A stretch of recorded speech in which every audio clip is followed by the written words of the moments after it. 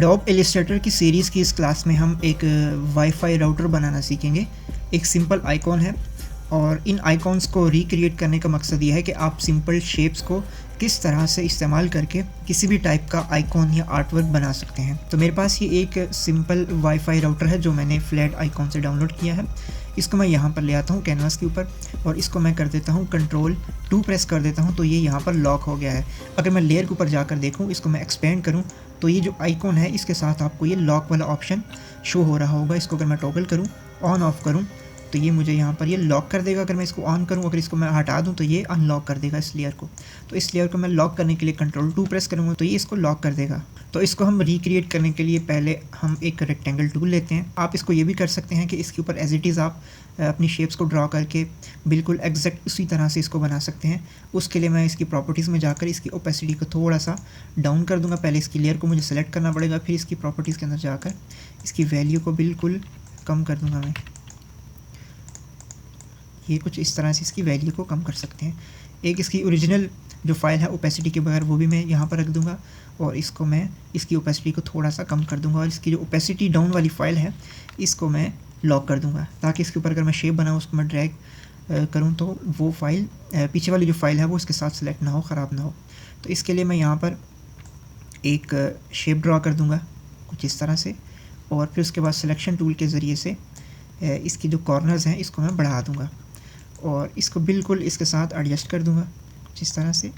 और जैसे हम देखें कि इसके ऊपर ये स्ट्रोक लगा हुआ है तो पहले तो मैं इसका कलर जो है वो सेलेक्ट कर लेता हूँ, ये वाला, ठीक है। इसके बाद इसके ऊपर मैं लगाऊंगा स्ट्रोक, ठीक है। और स्ट्रोक कलर जो है इसका वो डार्क ब्लू है तो इसका जो स्ट्रोक का कलर है वो मैं डार्क ब्लू ही रखूँगा। और इस तरह से मैंने इसको ये स्ट्रोक लगा दिया है और इसको इसके हिसाब से एडजस्ट कर दिया। इसी तरह से अगर आप इसकी मज़ीद सेटिंग्स के अंदर जाना चाहते हैं, डिटेल्स के अंदर जाना चाहते हैं तो आप यहाँ पर ये अपीयरेंस पैनल आपको ये जो नज़र आ रहा है इन 3 डॉट्स के ऊपर अगर आप क्लिक करें तो आपके पास ये एक पैनल ओपन होकर आ जाएगा। यहाँ पर जो भी इसके ऊपर इफ़ेक्ट्स लगे हुए हैं वो आपको यहाँ पर शो हो रहे हैं। आप इनको हाइड कर सकते हैं, अनहाइड कर सकते हैं। तो इसके ज़रिए से आप इसके ऊपर डिफरेंट तरह के फंक्शंस परफॉर्म कर सकते हैं। मसलन इसको मैं यहाँ पर कैसे यूज़ करूँगा कि मुझे अभी फ़िलहाल इसके ऊपर जो फिल है वो नहीं चाहिए क्योंकि मैंने इसके अंदर जो चीज़ें हैं वो डिज़ाइन करनी है।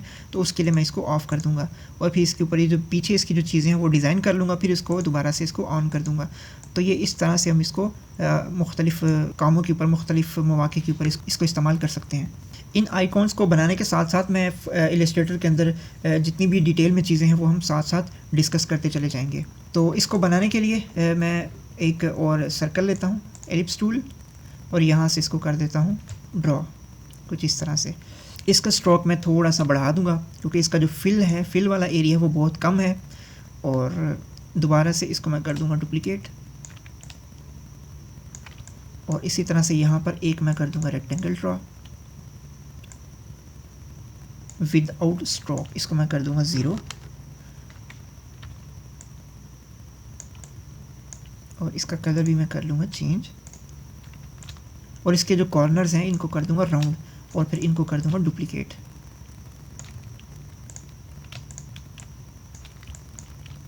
इन दोनों को सेलेक्ट करूंगा, आल्ट प्रेस करके इनको कर लूँगा डुप्लीकेट और फिर दोबारा से आल्ट प्रेस करके दोबारा से इनको डुप्लीकेट करके इसको आगे एडजस्ट कर दूंगा। इसके अंदर जो कलर्स है वो हम बाद में एडजस्ट करेंगे। अब ये मेरे पास एक चीज़ बन गई। अब मैं क्या करूँगा कि जो कलर्स कि फिल कलर को जो मैंने यहाँ से ऑफ़ किया तो उसको मैं दोबारा से ऑन कर दूंगा तो ये मेरे पास इस तरह से शो हो जाएगा। इसके बाद इसका जो नीचे वाला एरिया है उसको बनाना है हमने, तो उसके लिए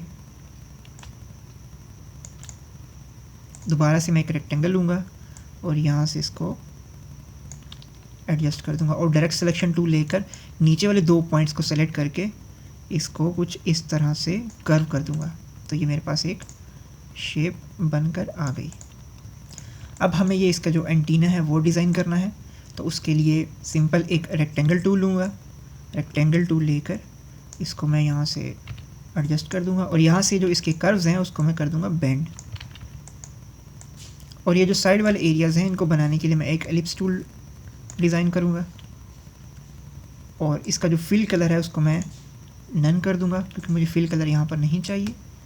और इसको मैं इसके अकॉर्डिंगली एडजस्ट कर लूँगा। इसके मुख्तलिफ़ तरीके हो सकते हैं। मैं फ़िलहाल यहाँ पर एक अरेज टूल लूँगा और इस अरेज टूल के ज़रिए से मैं इसको यहाँ से अरेज टूल लेकर इसको मैं यहाँ से कट कर दूँगा कुछ इस तरह से, और डायरेक्ट सिलेक्शन टूल को सेलेक्ट करके इनके जो इजाफी पॉइंट्स हैं इनको मैं कर दूँगा डिलीट। और अब इनको सेलेक्ट करके स्ट्रोक के ऑप्शन के ऊपर मैं जब क्लिक करूँगा तो आपके पास ये ऑप्शन आ जाएंगे। दूसरा जो ऑप्शन है वो कैप्स का है। अगर मैं ये राउंड कैप के ऊपर सेलेक्ट करता हूँ तो आप देखिए इसकी जो कैप्स हैं वो राउंड शेप में आ चुकी हैं। तो इस तरह से मेरे पास ये शेप बनकर आ गई।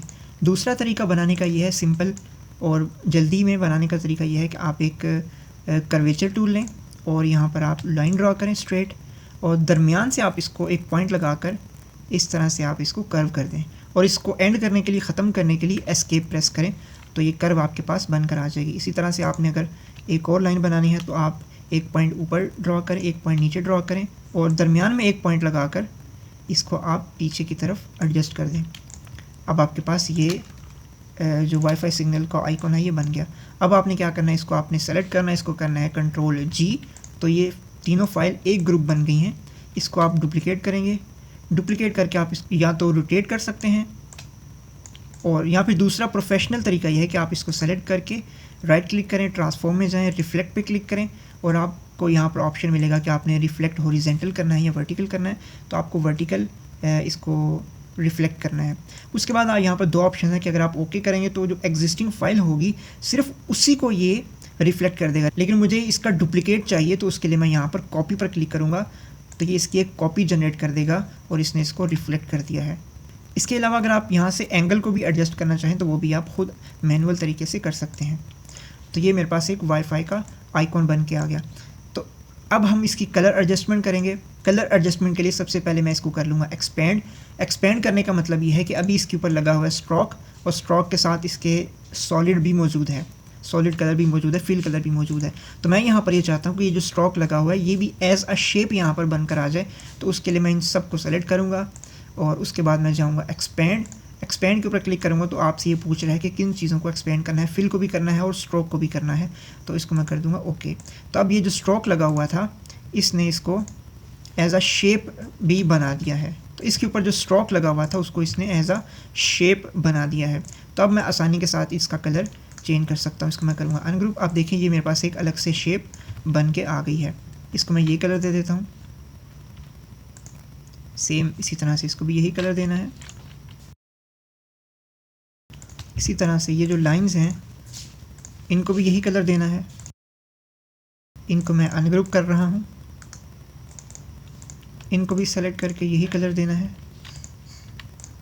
और इनके दरमियान में जो सर्कल हैं इनको ग्रीन, एक को, दूसरे को लाइट ब्लू और तीसरे को रेडिश कलर देना है, और इसके दरमियान में जो ये एरिया है इसको हमने लाइट ब्लू कलर देना है।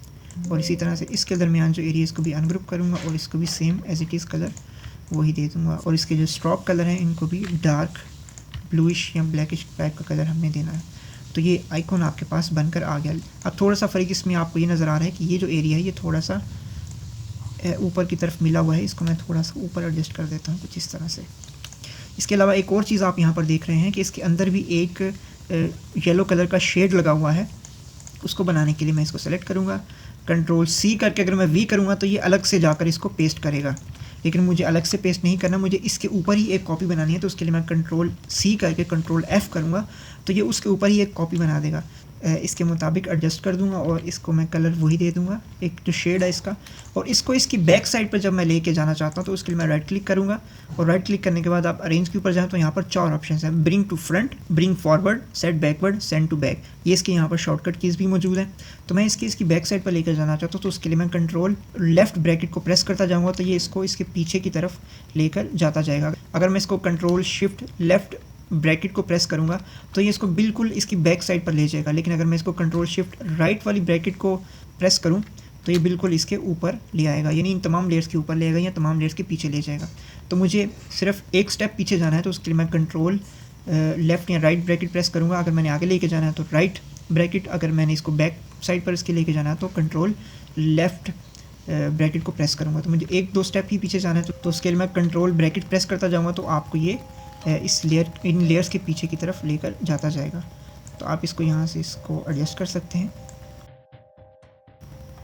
तो ये शेड भी यहाँ पर हमने ऐड कर दिया। इस तरह से हम इस सिंपल आइकॉन को सिंपल शेप्स के ज़रिए से और कुछ टूल्स और टेक्निक्स का इस्तेमाल करके इस तरह से हम आइकॉन्स को बना सकते हैं। इसको आपने कर लेना है Ctrl G, ये ग्रुप हो गया। तो इस तरह से आप किसी भी आइकॉन को सिंपल शेप्स के ज़रिए से रिक्रिएट कर सकते हैं।